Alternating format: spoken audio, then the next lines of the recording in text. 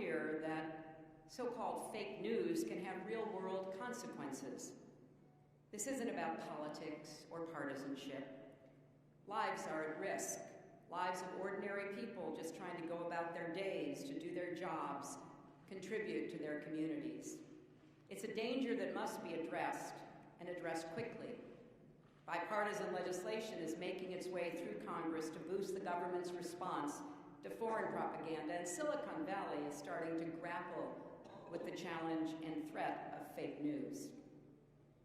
It's imperative that leaders in both the private sector and the public sector step up to protect our democracy and innocent lives. Harry Reid and Vice President Biden may be stepping back from the daily scrum of politics and governing, but I know I speak for them as well as tens of millions of Americans when I say that we are all counting on those of you who remain.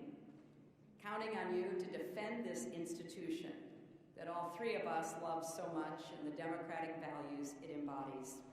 Counting on you to carry forward Harry Reid's legacy, to stand with working families and fight the good fight for a better, stronger, fairer America. Yeah, fake news does have real-world consequences. Like, it might cause a nation to go to war with a bunch of, Arabic states that can't even threaten it. Weapons of mass destruction, anybody? I mean, the fake news that has been peddled by these media sources, by these politicians for years, has gotten a complete pass. But when the news about them, the truth about them comes out, the fact that Hillary Clinton is super corrupt, super crooked, selling uraniums to the Russians, deleting her emails, no, that's got to be fake. There's no way that anything like that has any fragment of truth.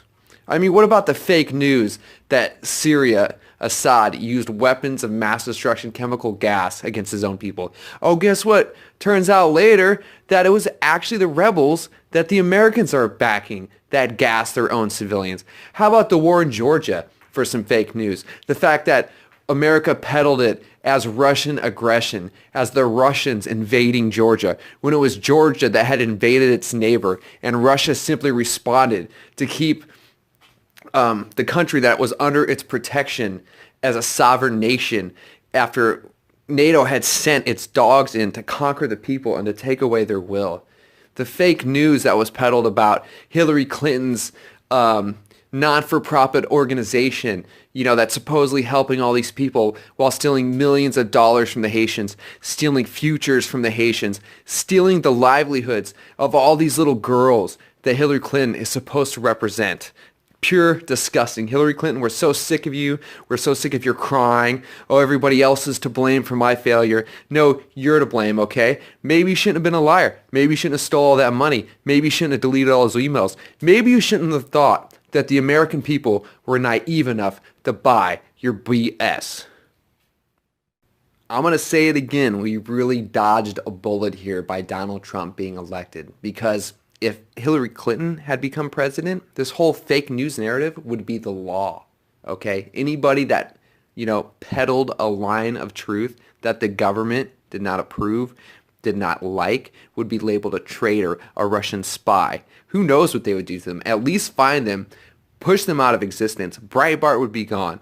Drudge Report would be gone. Zero Hedge would be gone. All the freedom blogs would be gone. They would be criminalized. They would be shutting down free speech, destroying free speech. All the people that had stood up to the Clintons, who had stood up to corruption in Washington, would all now be labeled criminals. Fake news.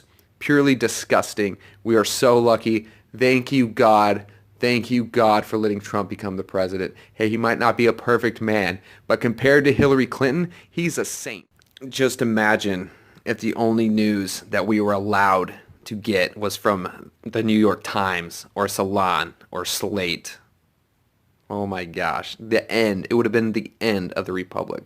Anyway, thanks for listening, guys. Thank you to all of my subscribers. The growth of my channel has been amazing.